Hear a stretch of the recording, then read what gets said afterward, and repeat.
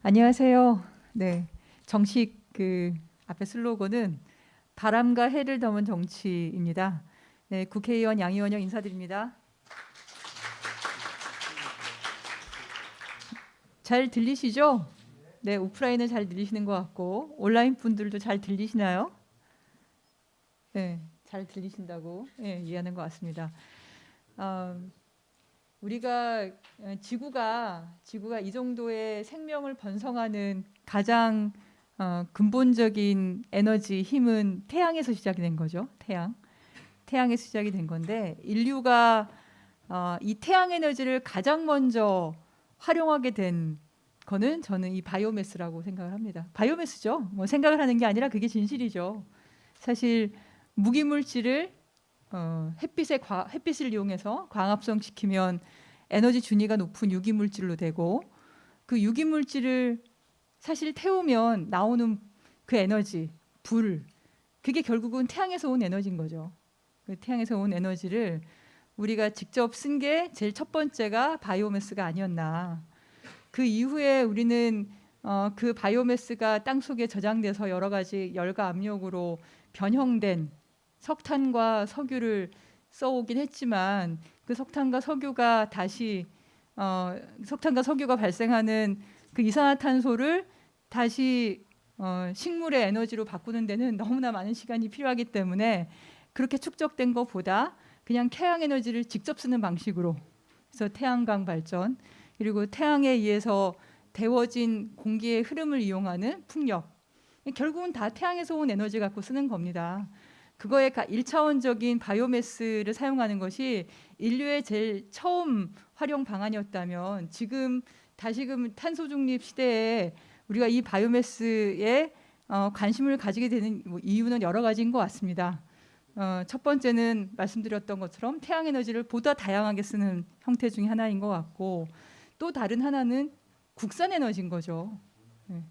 태양광과 풍력 에너지가 우리 땅에서 우리 땅에 비추는 햇빛과 우리 땅에서 부는 바람을 이용하는 거면 이 바이오매스도 역시나 우리 땅에서 나는 그런 생물 자원을 이용해서 하는 게 맞지 않겠냐 이렇게 생각이 듭니다. 근데 뭐 여러 가지 바이오매스에 대해서 그 논쟁들이 많은데 그 중에 하나가 수입산 바이오매스에 대한 좀 토론인 것 같습니다. 그래서 바이오매스 발전을 계속하는 게 또는 바이오매스로 에너지를 쓰는 게 맞냐 이런 논쟁들도 시민사회 또 환경단체들 내에서 있는 것 같고요. 또 해외에서도 그런 논의들이 있는 것 같고. 근데 오늘 이 토론회를 통해서 한국 사회는 사실 이 바이오매스 발전 관련한 사업들 또 어떻게 보면 우리가 쓰레기라고 말하는데 사실 자연 사회에서는 쓰레기가 없거든요. 잘 아시겠지만 생태계는 닫혀 있는 원과 같아서 쓰레기인 것 같은데 그 쓰레기가 결국은 자원이고 그렇게 다 돌고 도는 거에서 우리 삶에서 나오는 여러 가지 다양한 당장을 쓰지 않는 자원들을 다시 재활용할 수 있는 것도 결국은 바이오매스나 바이오가스나 이런 것 중에 하나인 것 같고요. 이런 우리 국내에서 나오는 다양한 자원들을 어떻게 이 탄소 중립 시대에 쓸 것인지 그런 논의가 오늘 토론회에서 좀 풍부하게 됐으면 좋겠다. 그리고 상대적으로 한국 사회에서는 이 바이오 에너지가 여전히 산업화의 대열에서는 아직 미진한 것이 사실인 것 같은데 이번 탄소 중립을 하겠다고 문재인 대통령께서 어쨌든 2050년의 미래에 대해서 다시 한번 전 세계 정상들에게 약속을 하고 있는 이 상황에서 우리가 이 분야에서 좀 더 희망적인 그런 대안들을 찾아가는 그런 자리가 오늘 토론회에서 시작이 됐으면 좋겠습니다. 네, 감사합니다.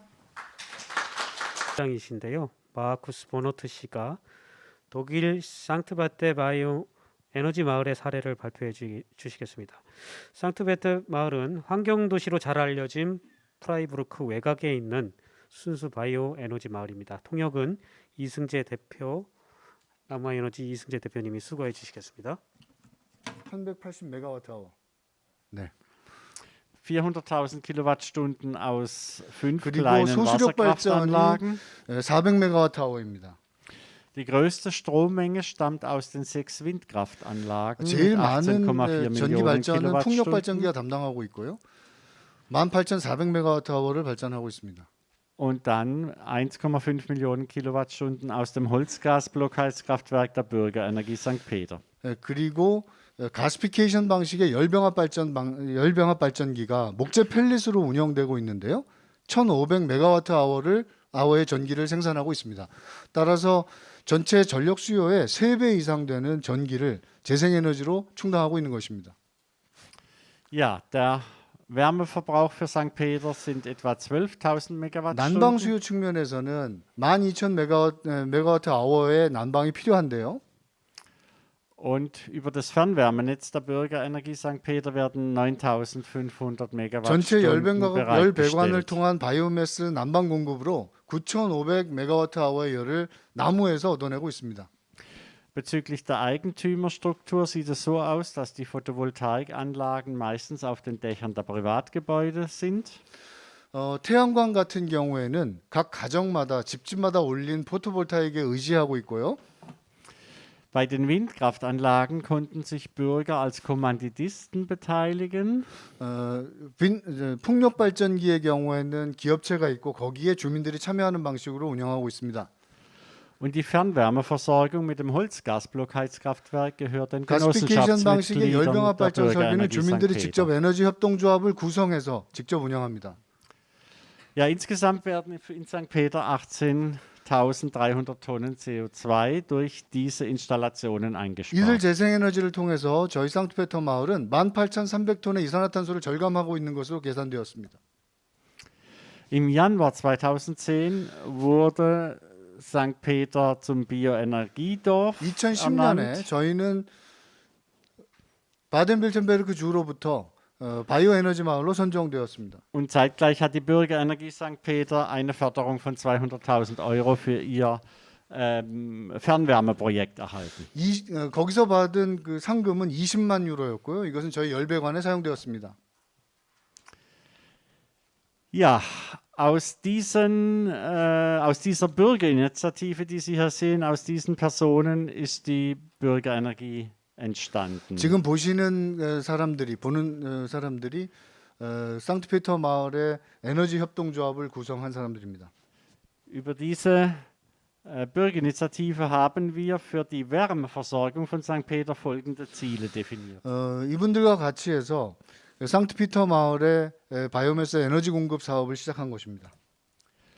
Ja, das erste Ziel war für St. Peter eine klimaneutrale, nachhaltige Energiewirtschaft zu installieren, somit wegzukommen von Energieimporten und wegzukommen von dem Geldabfluss für Öl und Gas in fernen 저희가 Ländern. 에너지 협동조합을 구성하면서 세운 목표는 다음과 같습니다. 우선 첫 번째로 마을 단위에서지만 기후 변화에 대응하는 지속 가능한 에너지 경제를 한번 만들어 보겠다는 취지였습니다. 에너지를 외부로부터 수입하지 않으면서 지역 내에서 에너지를 만들어내고 사용하는 경제 구조를 만들어 보겠다는 것이었습니다. Ein weiteres Ziel war die Stabilisierung der Energiepreise, die Aufwertung der 두 regionalen Wertschöpfung 번째는 에너지 가격의 안정화를 꾀해야 한다는 것이었습니다. und auch ein Zusatzeinkommen für unsere Land- und Forstwirte als Energielieferanten zu generieren. 에너지 가격의 안정화라는 것은 지역에서 에너지를 생산하고 지역에서 에너지가 공급되기 때문에 지역에 부가가치를 창출할 수 있기 때문이고요. Und der dritte Punkt, weshalb wir uns für eine Genossenschaft entschieden haben, war, dass wir in dieser Unternehmensform sind, unsere Genossenschaft. 난방 열량이 9,500메가와트 아워가 연간 달성되었습니다. Zusätzlich erzeugen wir mit unserer Kraft-Wärme-Kopplungsanlage 1,5 Millionen Kilowattstunden erneuerbaren Strom im Jahr, welcher ins Netz eingespeist wird. 2013년부터는 목재 펠릿을 이용한 가스피케이션 열병합 발전 장치를 추가했고요. 발전량이 15,000kWh에 달합니다. 연간. Die Genossenschaft hat für ihren Anteil der Investitionen 6,558 Millionen Euro aufgewendet. 총 투자 비용은 650만 유로로 집계되었습니다. Ja, die Bürgerenergie betreibt 2 Heizzentralen mit einer thermischen Gesamtleistung von 5.600 Kilowatt. 상트피터 마을의 열 공급 사업을 하기 위해서는 두 개의 시설을 가지고 있는데요. 첫 번째는 열 병합 발전소고요. 또 하나의 보일러실을 갖추고 있습니다. 열 병합 발전소의 총 난방 출력은 5.6 메가와트이고 여기에는 목재 펠릿 가스피케이션 열 병합 발전 장치도 같이 갖추고 있습니다. Die Grundlast stellt das Holzglas BHKW dar mit 190 kW 이 elektrischer 목재 펠릿 Leistung. 가스피케이션 열 병합 발전 장치는 180kW에서 190kW의 전기를 생산하는데 이때 나오는 폐열이 280kW에 달합니다. 이 280kW의 열은 마을의 난방 수요를 감당하게 되는데요. 마을의 여름 난방 수요, 즉 기저 난방 부하를 목재 펠릿 가스피케이션 열병합 발전 장치를 통해서 얻어내고 있는 것이죠. Die Mittellast für unser Wärmenetz wird durch zwei Hackschnitzelkessel abgedeckt mit 1000 und 1650 kW thermisch. 가스피케이션 열병합 발전 장치 옆에는 목재 칩 보일러가 2대 놓여 있는데요. 1메가짜리와 1.65메가짜리 2대가 놓여 있습니다. 이들 보일러들을 하절기에 돌려서 대부분의 열 수요를 감당하고 있죠. In einer zweiten Heizzentrale betreiben wir zwei Ölnotfall- und 보일러실이 한 Spitzenlastkessel. 군데 더 있다고 말씀드렸는데 열병합 발전소에서 약간 떨어진 곳에 비상용으로 피크용으로 등유 보일러를 설치했습니다. Auf der nächsten Folie sehen Sie ein Foto von unserem Biomasse-Heizkraftwerk. 열병합 발전소의 모습입니다. Auf dem nächsten Foto ein Bild von unserem Hackschnitzel. 그리고 목재칩 저장고고요. 450 Schüttkubikmeter Inhalt. 450 입방메타 정도를 한꺼번에 저장할 수 있습니다. Auf dem nächsten Bild sehen Sie, wie die Hackschnitzel mit landwirtschaftlichen Fahrzeugen transportiert werden. Wir beziehen 농업 unsere 장비를 통해서 Hackschnitzel- 목재칩을 배달받는 모습을 지금 보고 계시고요. Wir beziehen unsere Hackschnitzel in einem Umkreis von ca. 8 Kilometern. 목재칩은 상트피터 마을 인근 8km 이내에서 공급이 됩니다. Hier sehen Sie, wie diese Hackschnitzel vor Ort produziert werden. mit 어떻게 목재칩을 entsprechenden 생산하는지 Hackern. 보고 계시는데요. Und abgestimmt auf das jeweilige Material setzen wir entsprechende 원료가 Unternehmer 만들어지는 ein, 곳에 die 현장에서 den 바로 파쇄가 passenden Hacker 되고 dafür zur Verfügung stellen. 농업 장비들을 통해서 운반해 옵니다.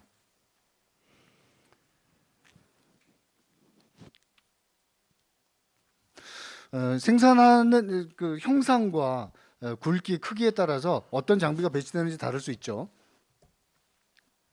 Ja, hier sehen Sie unser Holzpellets Holzgasblockheizkraftwerk. 지금 Das- 보고 계시는 것이 목재 펠렛 가스피케이션 설비입니다. Dieses besteht aus zwei Modulen, einer Vergasereinheit, wo das Holzgas aus Holzpellets 이 heraus 가스화 produziert 열병합 wird. 발전기는 두 개의 모듈로 구성되어 있는데요. 하나는 가스화 장비고요. 또 하나는 이 발전 장비입니다. Und einem BHKW, wo dieses produzierte Holzgas verbrannt wird und in Strom und Wärme umgewandelt wird. 왼쪽의 가스화 설비에서 목재 펠릿을 사용해서 가스만 추출해내고요. 깨끗하게 필터링하고 냉각해서 이것을 오른쪽에 있는 가스 엔진에 보냅니다. 그럼 가스 엔진을 돌려서 후단에 이제 발전기를 통해서 전기를 생산하게 되고 거기서 나오는 열은 온수로 바꿔가지고 난방에 사용하게 되는 것입니다. Diese innovative Holzgasanlage hat einen elektrischen Wirkungsgrad von 32%. 이 방식으로 전기 생산을 하고 있는데요. 전기 생산 발전 효율은 32%에 달하고 Und einen Anlagengesamtwirkungsgrad von 82%. 전체 에너지 효율은 80%를 넘기고 있습니다. Diese Anlage wird bei uns streng wärmegeführt betrieben und ist auf den Sommerwärmebedarf des Wärmenetzes ausgelegt. 여기서 나오는 열 대부분은 여름철 난방에 사용하고 여름철은 목재칩 보일러를 가동시키지 않아도 되는 것이죠. Die Mittellast erzeugen wir aus zwei Hackschnitzelkesseln. Dieser hier aus dem Jahr 2016, der kleinere nachgekauft mit dem 왼쪽에 보시는 entsprechenden 사진에 Elektrofilter. 보면 보일러가 두 개 서 있는데요. 하나는 지금 이제 그 앞에 보이는 것이 좀 작은 보일러입니다. 1메가와트짜리고요. 2016년에 설치했습니다. 오른쪽에는 전기 집진기의 모습을 보고 계신데요. Diese Elektrofilter sind natürlich sehr notwendig gewesen, um die Luftqualität in unserem Luftcourt entsprechend 전기 zu gewährleisten. 집진기를 설치한 이유는 마을 자체가 청정 공기 지역으로 유명하기 때문에 그것을 계속 유지하고 싶기 때문이었습니다. Und hier sehen Sie die Hackschnitzelanlage aus dem Jahr 2010 mit dem entsprechenden 또 한 Elektrofilter. 개의 목재집 보일러고요. 1.6메가와트짜리입니다. 역시 전기 집진기에 연결이 되어 있습니다. Ja, unsere Ölnotfall- und Spitzenlastheizzentrale befindet sich im Technikraum des Klosters von St. Peter. 별도의 보일러실을 갖추고 있다고 말씀드렸는데요. 이 보일러실에는 비상용 보일러, 등유 보일러가 설치되어 있습니다. 이 보일러실의 위치는 Und dort haben wir einen Ölvorrat von 100.000 Liter in entsprechenden Airtanks untergebracht. 네, 이 보일러실에서 약 10만 리터의 비상용 등유를 저장해 놓고 사용하는데요. Ja, und damit Sie, wenn ich von Kloster St. Peter spreche, wissen, was sich dahinter verbirgt, sehen Sie hier ein Bild, das das Gebäude zeigt. Es ist zugleich auch der 상트피터에서 größte 유명한 Wärmeabnehmer in unserem 수녀원의 Wärmenetz. 보일러실에 놓여져 있습니다. Ja, unsere Wärmeabnehmer in diesen Gebäuden gibt es jetzt keine Öl- oder Gaszentralheizung mehr, sondern diese Wärmeübergabestationen. 바이오매스 중앙난방을 사용하는 수요자들은 예전에는 기름이나 가스 보일러를 사용했지만 지금은 그게 없고요. 지금 보시는 화면처럼 컴팩트한 열교환기를 갖춥니다. Und ein entsprechendes Vorratsgefäß für die Warmwasserbereitung. 그리고 급탕을 위해서 작은 축열조를 옆에 두는 방식으로 사용하죠. Ja, ich habe Ihnen hier aufgezeigt, zu welchen Anschlusskosten und Wärmepreise unsere Mitglieder die Wärme beziehen können. 주민들이 어느 정도 비용을 내고 이후에 어떻게 정산하시는지 궁금하실 텐데요. 어떻게 열 연결 비용과 정산 비용이 어떤지 설명드리겠습니다.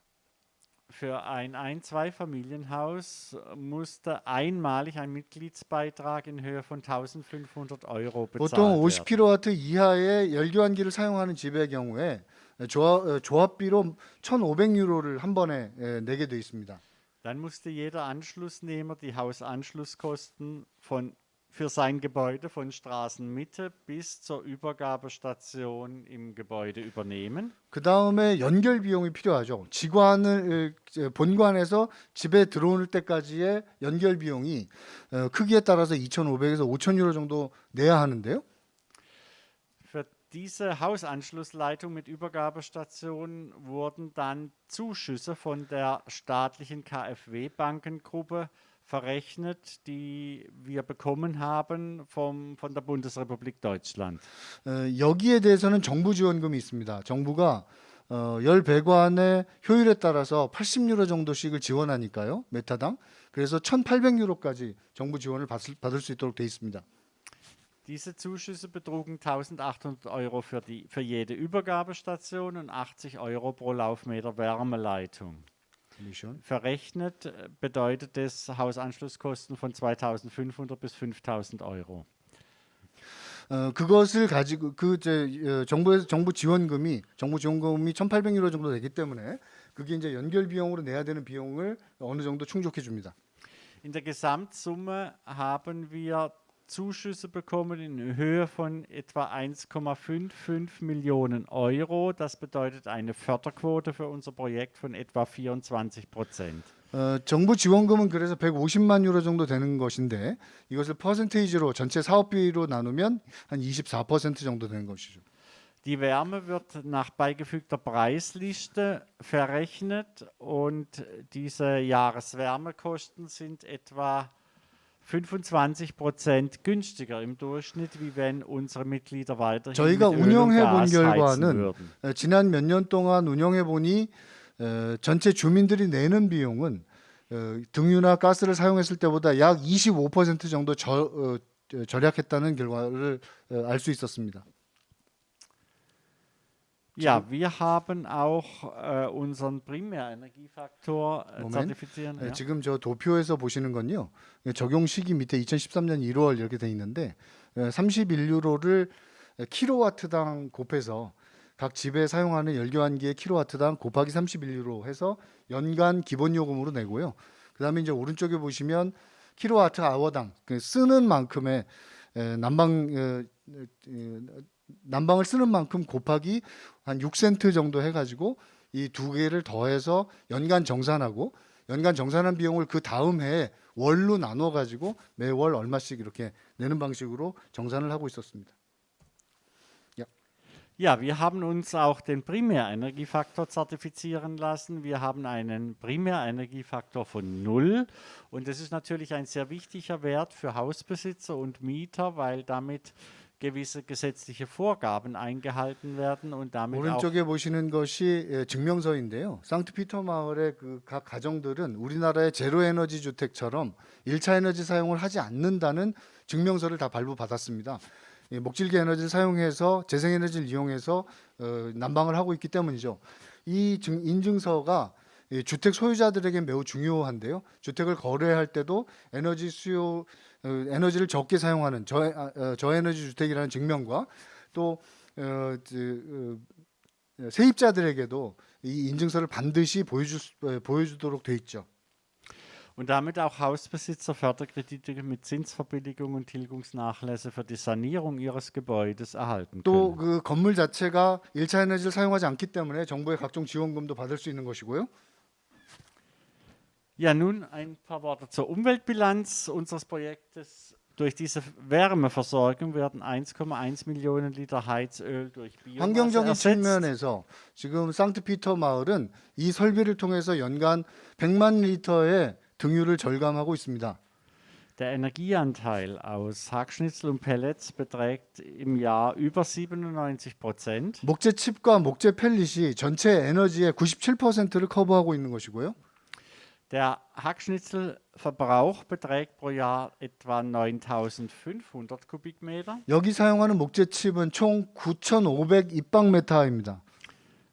Für die Kraft-Wärme-Kupplungsanlage werden pro Jahr etwa 950 Tonnen 열 Holzpellets 병합 verbraucht. 발전기는 목재 펠릿을 사용하는데 연간 950톤을 사용하고 있습니다. Der Anteil der Wärmeversorgungsanlage an der CO2-Einsparung beträgt 3.500 Tonnen pro Jahr. 따라서 열 병합 발전소에서만 전략하는 이산화탄소만 따로 얘기하면 연간 3,500톤입니다.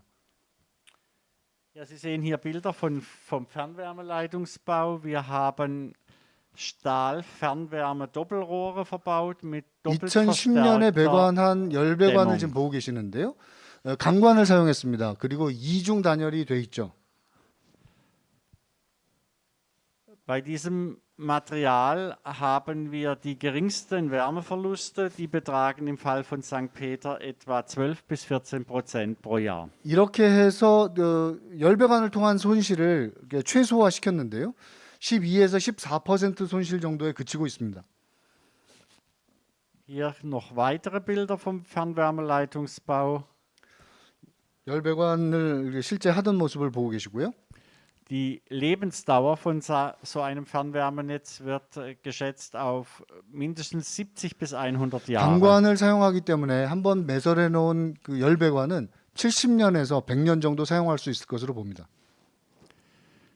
Ja, vielen Dank für Ihre Aufmerksamkeit. Das war so in Kürze ein Überblick über unsere Aktivitäten.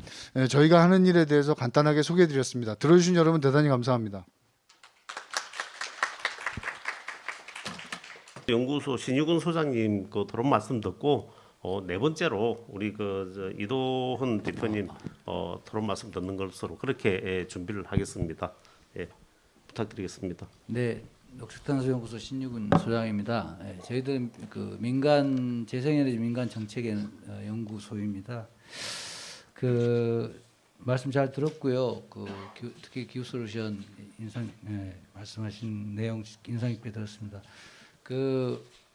제가 볼 때 저희 나라에 저는 이제 그 산업부나 산림청이 좀 고민하고 계실 거라고 생각합니다만은 좀 더 분명하게 정의 내리고 싶은 부분 몇 가지를 좀 지적하고 싶습니다. 첫 번째는 우리나라 일단 재생에너지 정책이 국제사회와 개념부터 궤를 같이 하고 있지 못한 것부터 좀 고쳐야 된다. 리뉴어블 에너지는 재생에너지입니다. 근데 우리나라는 신재생에너지 촉진법으로 되어 있습니다. 그래서 신이라는 이상한 에너지가 들어와서 그 수소, 석탄가스와 액화, 뭐 이런 또 수소 연료 전지 이런 게 이제 재생에너지 촉진법과 같이 혼동되어 있습니다. 그래서 국제사회가 일반적으로 재생에너지의 비율을 분석할 때 프라이머리 에너지, 1차 에너지, 즉 자연계에서 그 구해지는 에너지, 그걸 가공한 전기와 수소 2차 에너지, 그다음에 최종 소비 단계 이렇게 이제 분석을 하고, 그다음에 이제 그 소모가 재생에너지와 일반 화석연료가 어떻게 사용되느냐를 구별할 때는 전기, 열과 연료, 수송 세 개의 분야로 이렇게 분석을 해서 데이터를 내놓는데 저희 나라는 이 신재생 에너지 촉진법 때문에 저는 추측하는데 이 프라이머리 1차 에너지 안에 수소가 막 들어와 있고 그다음에 이런 열과 전기의 어떤 수송과의 어떤 에너지 재생 에너지 이런 비율 분석이나 이런 것들이 깔끔한 의디를 찾아봐도 잘 나와 있지 않습니까? 그러나 이제 국제사회는 전부 다 이런 관점에서 지금 분석을 하고 데이터를 수집하고 있는데 그렇지 못하다는 점. 그게 결국은 이제 저는 이제 좀 약간 추측하고 있는 게 연료 전지를 보호하고자 하는 또는 이제 한전의 독점적인 어떤 이런 그 전기 전력망과 그 가스공사의 어떤 이런 그 인프라를 통한 독점적 사업 구조 이런 것들과 좀 뭔가 결합되어 있지 않느냐라는 자꾸 그런 의심이 들게 하는 그 재생에너지한 어떤 개념 좀 혼란해서 이제 그런 추측이 들게 하는 부분이 좀 있고요. 그래서 일단은 재생에너지는 국제적으로 리뉴어블 에너지로서 통일돼야 된다. 그리고 1차 에너지 기준으로 분명하게 해서 수소와 전기는 2차 에너지로서 이렇게 해야 된다. 별도로 구별해서 돼야 된다. 그리고 이제 그렇다면 재생에너지로서 우리 바이오 에너지가 우리 한국 사회에서 과연 지금 분분한데 어떤 위상과 가능성을 가지고 어떤 정책의 지원을 받으면서 발전돼 나가야 되는지 그 부분을 말씀드리고자 합니다. 참고로 유럽은 전체 재생에너지가 2020년 기준으로 20%에 도달했으면 19.8%, fit4 55를 보면 그중에서 60%가 바이오 에너지고 그 바이오 에너지의 70%가 목재로부터 조달되는 목재 에너지입니다. 그렇다라고 하면 유럽은 전체 산림이 평균적으로 보면 전체 국토의 한 30%대인데 우리나라는 그게 2배가 넘습니다. 우리 63%입니다. 우리나라는 산림의 면적이 훨씬 넓고 또 실제로 산림 외에 농토 11%, 14%를 더하면 81%, 거기다가 강과 호수를 더하면 거의 90%대의 실제 어떤 자연 토지를 가지고 있는데 사실 태양광을 설치하려면 지붕과 주차장 외에는 실제로 설치할 만한 공간이 부족합니다. 그래서 우리나라는 태양광에 별로 그렇게 적합지가 아니다. 바람의 질도 국토에 별로 그렇게 다른 지역에 비한다면 훌륭하지 않다. 경쟁력을 냉정하게 본다. 전 지구과학적으로 본다면 가장 유리한 건 우리나라 압도적으로 전체 국토에서 산림 차지하는 면적이 크고 산림 내에 축적되어 있는 에너지 총량이 바이오매스 총량이 2020년으로 10억 입방을 넘었기 때문에 그걸 TOE로 한 사람이 5일톤으로 한 사람이면 2억 톤이 넘습니다. 지금 산속에 갇혀 있는 에너지의 총량이 물론 에너지로만 봐서는 안 되겠지만 이런 어떤 초대형 산림 국가인데 그거에 그 초대형 산림 국가로서의 어떤 입지 분석이 제대로 안 돼 있고 평가되어 있지 않다. 그리고 가능성과 잠재력에 대해서 제대로 평가받고 있지 못하다라고 생각합니다. 그래서 유럽은 30%의 산림을 가지고서 전체 재생에너지의 거의 50%를 현재 조달해서 쓰고 있다. 근데 왜 유럽은 산림에서 바이오 에너지를 사용하고 있는데 그렇게 우리나라처럼 이렇게 지탄받지 않고 정상적인 리뉴어블 재생에너지로서 평가받으면서 계속 지속 가능하게 재생에너지로서 계속 발전하고 있는가? 그거는 산림 경영의 지속 가능성인 것 같습니다. 산림 원칙을 지속 가능한 산림 경영으로부터 발생한 산림 바이오 에너지만이 재생에너지로서 평가받을 수 있는 기준이 엄격합니다. 그리고 산림에서 나온 그 목질계 바이오매스를 가지고 에너지를 제조하는 공정, 또 그 수송 과정에서의 탄소 배출량 엄격하게 관리하고 있고, 그리고 그 산림 바이오매스 채취하는 과정에서 산림의 생태와 또는 산림이 흡수하고 있는 1년간 총 이산화탄소 흡수량의 변화, 총 어떤 예를 들어서 한 국가에서 핀란드 목재를 전체 자기 인목축척의 3%를 수확했다면 이산화탄소 흡수량이 정년도에 얼마였고 그 다음에 얼마였는지를 추적 관리하면서 이산화탄소 흡수량의 그 국가에서 산림에서 흡수하고 있는 양을 떨어뜨리지 않으면서 목재를 수확하고, 그리고 그 목재를 캐스케이딩 프린시플이라고 해서 단계적으로 물질 사용에 경제적, 환경적 가치가 큰 곳에 먼저 사용하고, 그 가공하는 과정에서 발생하는 부산물을 가지고서 에너지로서 사용하고, 그리고 그 물질 사용의 수명이 종료됐을 때 다시 에너지로 환원해서 사용하는 그 원칙을 얼마나 잘 지키고 있는지, 이런 물질과 숲이 가지고 있는 이산화탄소 흡수 기능과 생태 다양성, 생태 종의 유지, 활성화 기능 두 가지 기능을 유지하면서 얼마나 잘 유지하면서 인류에게, 그 국가와 사회에게 소재와 에너지를 공급하는지 첫 번째, 그리고 소재와 에너지를 공급하는 과정에서 얼마만큼 탄소 배출이 적은지 가공 과정과, 그리고 원칙적으로 소재를 먼저 생산하고 그 소재에 탄소를 고정해서 얼마만큼 장기간 고정 기간을, 탄소의 고정 기간을 늘릴 수 있는지, 그리고 탄소 고정 기간, 사용 기간이 즉 종료됐을 때 한 톨도 버리지 말고 땅 속에 버리면 썩어서 이산화탄소 배출하니까 그걸 에너지로 전량 회수해서 에너지로 사용하도록 하는 그런 어떤 그래서 이제 에너지까지 완전히 사용을 했을 때 숲에서 인류에게 주는 모든 그 소재, 즉 이산화탄소를 흡수해서 산소를 내뱉고 탄소를 저장해서 우리에게 소재와 에너지로 공급한 거를 이제 한 톨도 낭비 없이 사용하도록 하는 그런 어떤 원칙과 기준으로 지금 사용하고 있고, 그렇게 사용함으로 해서 지금 이제 60% 전체 리뉴어블 재생에너지의 60%를 이제 바이오 생물 에너지에 조달하고, 그 중에 이제 70%를 숲에서 조달받고 있는 것이죠. 그래서 이렇게 가기 위해서 우리는, 제가 생각할 때는 당장 시급하게 고쳐야 될 거는 산자부의 에너지 그 지원 정책 한번 좀 반드시 되돌아봐야 된다. REC 정책 중심이 아니고, 원래 10여 년 전에 RHO 리뉴어블 히트 오블리게이션, 그러니까 열 사용도 재생 가능한 여론으로 사용하도록 하는 제도가 고안되다가 중단됐습니다. 그거 하나.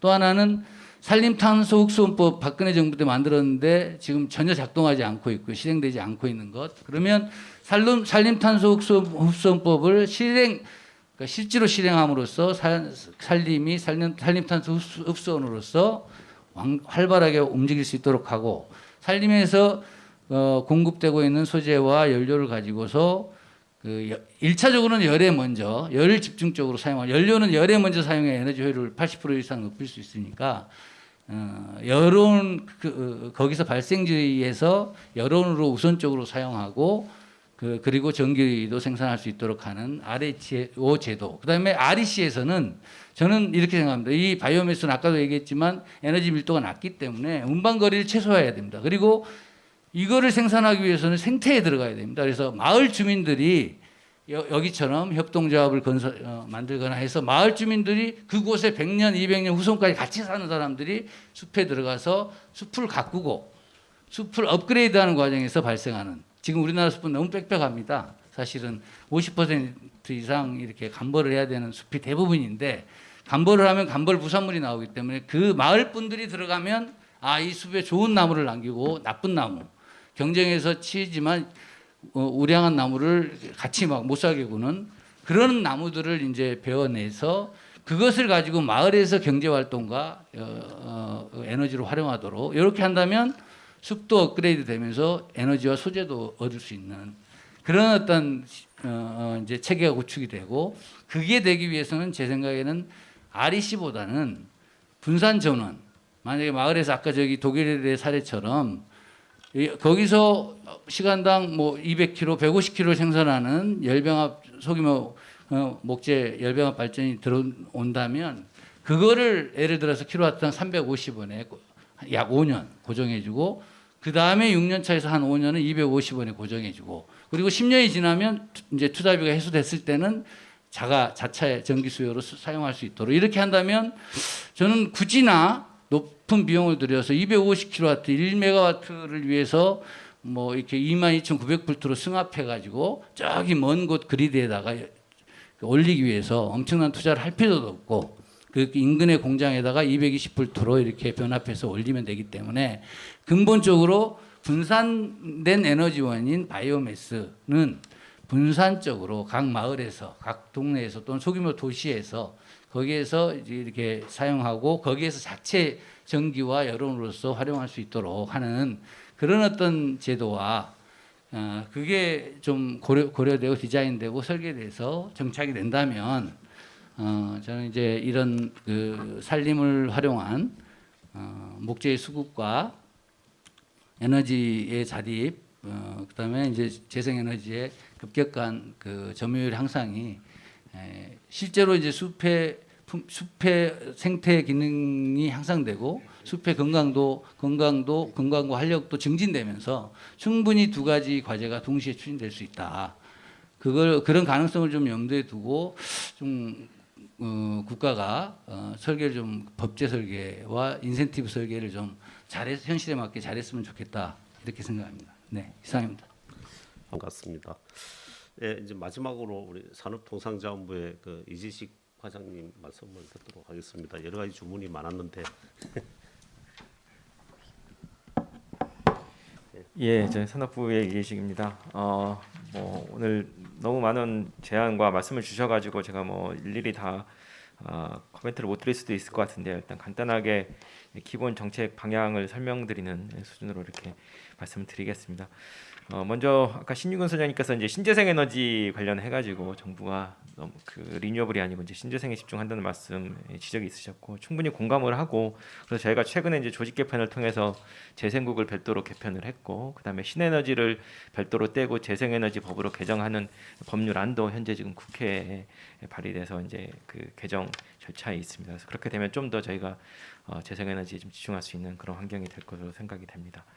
그리고 저희가 이제 가지고 있는 바이오매스에 대한 기본 고민 중에 하나는 그렇습니다. 아까 그 신 소장님께서 말씀 주셨지만 이제 국내 63%나 되는 이 산지가 국토가 사실은 좁기 때문에 이 태양광이나 풍력을 할 수 있는 여건도 그렇게 뭐 다른 나라 대비해서 녹록치 않은데 저희가 이제 산지도 많은데 가급적 산지에서 바이오 연료가 많이 나와서 바이오로 충당이 많이 되면 저희도 탄소 중립을 뭐 논란이 좀 있습니다만 아무튼 바이오 에너지가 그 온실가스가 안 나오는 걸로 이제 국제적으로 인정이 되고 있기 때문에 제가 탄소 중립을 달성하는 데 있어서 국내 바이오 에너지가 바이오 자원이 좀 더 많아지면 저희도 좀 더 탄소 중립을 달성하는 데 수월을 할 것으로 생각이 되는데 현실은 좀 그렇지 못한 상황입니다. 그래서 산림청에서도 적극 지금 노력을 해서 뭐 바이오 국산 특히 미용 에너지 바이오매스를 중심으로 확대 하려고 합니다만 그 량이 저희가 지금 생각하는 것만큼 충분하지가 않아서 저희도 뭐 근본적으로 이제 그로부터 고민이 좀 시작되는 것 같고요. 먼저 이제 국산하고 수입도 아까 말씀 주셨듯이 저희가 작년에 한 320만 톤을 바이오 목재 펠릿으로 소비를 했는데 한 90% 290만 톤이 수입이고 한 이제 30여만 톤이 저희가 국산 에너지로 돼 있고 저희도 2018년도부터 아무튼 가급적 국산 바이오 목재 펠릿을 좀 활성화할 수 있도록 여러 가중치도 지금 전소 2.0, 혼소 1.5로 주고 있고 촉진을 하고 있습니다. 그러면서 또 한편으로는 이제 수입 목재 펠릿에 대해서도 그동안에 너무 수입 펠릿 위주로 저희 RPS 의무 이행이 많이 발산된 측면도 있어서 그 부분을 좀 줄여 나가기 위해서 정책적 노력을 하고 있습니다. 예를 들면 REC 가중치 같은 경우도 18년도에 이제 미용 신설을 하면서 많이 주고 국산에 대해서는 그다음에 수입에 대해서는 저희가 전소는 0.5만으로 낮췄고 혼소는 이제 폐기하는 걸로 이렇게 하고 있습니다. 다만 저희가 이제 신규 발전소부터 이렇게 신규 설비부터 적용을 하다 보니까 그런 기존 설비에 대해서는 여전히 조금 남아 있는 문제도 있는데 그것들은 뭐 최대한 자발적 협약이라든지 공기업에 대해서 좀 정책적으로 협의를 통해서 좀 낮춰 나가고 해서 아무튼 수입 펠릿을 최소화하려고 하고 있습니다. 다만 그럼에도 불구하고 현재 이제 산림청의 앞으로 그 국산 미용 계획, 산림자원 개발 계획이나 이런 걸 봤을 때 2030년도까지 저희가 NDC도 해야 되고 그다음에 재생에너지 중심으로 신재생에너지 확대를 해야 되는데 국산 자원으로 다 이 바이오 대체가 불가능할 거로 생각이 됩니다. 현재 작년에 320만 톤인데 수입까지 다 포함해서 2030년 가서도 아무튼 국산 자원이 그렇게까지 나오지가 않을 거기 때문에 이제 그에 대해서 좀 고민이 있고 그다음에 국산 바이오를 활성화하기 위해서 과연 그러면 어디까지 또 저희가 경제성이나 인센티브를 줘야 될지도 좀 고민입니다. 그러니까 현재 국산을 뭐 이제 아까 전소는 2.0을 주고 있는데 그러니까 사실은 태양광이 1에서 1.5 최대 1.5까지 주고 있는데 한편에서는 태양광을 하시는 분들이나 뭐 기후솔루션에서도 행정소송을 제기해서 이게 국산 바이오에 대해서 너무 과도하게 가중치를 주고 있다 이런 문제 제기를 하고 있고 아무튼 그 부분에 대해서도 저희가 좀 계속 고민을 해 나가야 될 부분입니다. 그리고 그 분산형 체계에 대해서도 이제 여러 말씀을 주셔서 저희가 늦었지만 아무튼 이 분산형 체계로 전환하는 것들도 지금 연구 용역을 막 착수를 해서 저희가 검토해 나갈 예정입니다. 다만 이제 조금 뭐 저희가 독일의 모델을 그대로 적용하기는 좀 어려운 측면도 있는 것 같고요. 그러니까 예를 들면 독일 같은 경우는 가정의 열 사용이 이제 난방 에너지 수요가 사실상 많기 때문에 그게 좀 가능한데 저희는 그런 열 사용이 좀 제한돼 있는 측면이 있고 그래서 현재 수입 펠릿도 대부분은 그 산단에 열 수요가 높은 어떤 산단에 열하고 전기를 공급하는데 많이 좀 쓰이고 있습니다. 그래서 그런 측면도 있고 또 여러 가지 에너지 비용이나 이런 것들이 현재 우리나라가 뭐 많이 낮기 때문에 실제 그렇게 했을 때 경제성이 얼마나 나올지도 좀 같이 봐야 될 측면이 있고 무엇보다도 저희가 뭐 이제 제로 베이스에서 이렇게 여러 가지 설계를 하면 그런 분산형 전원 체계로 좀 더 이제 수월하게 정책을 설계할 수도 있을 텐데 이미 기존의 여러 가지 이제 지역 같은 경우도 LPG나 LNG 도입을 희망을 하면서 열 공급 체계나 이런 것들이 다 세팅이 돼 있는 차원이기 때문에 그것들을 앞으로 어떻게 바꿔 나가야 될지는 좀 더 정치한 이런 설계가 좀 필요하고 검토가 필요할 것으로 생각이 됩니다. 그리고 저희가 마지막으로 아까 이제 이동현 대표님께서 말씀하셨지만 저희도 이 목재 펠릿 외에 다른 국산 에너지 바이오 자원을 활용하는 것도 적극 저희도 환영을 하고 그런 방향으로 추진을 하고 있습니다. 다만 저희가 이제 커피 찌꺼기라든지 버섯 배지 같은 경우도 이전부터 말씀을 주셔서 이제 검토를 하는 과정에서 이건 역시 이제 환경부랑 좀 여러 가지 수거 체계라든지 처리 방식에 대한 이런 것들이 좀 같이 맞물려서 돌아가야 되는데 현재 저희가 뭐 REC만 준다고 되는 문제가 아니라서 그런 부분들은 좀 앞으로 환경부랑 정책 공조를 통해서 그런 다양한 바이오 자원을 연료화시키는 것들도 좀 해 나가려고 생각을 하고 있습니다.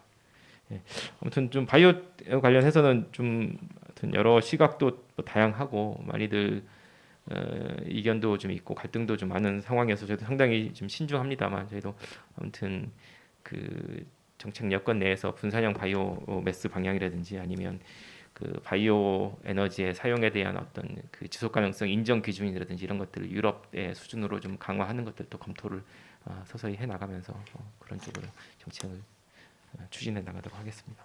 이상입니다.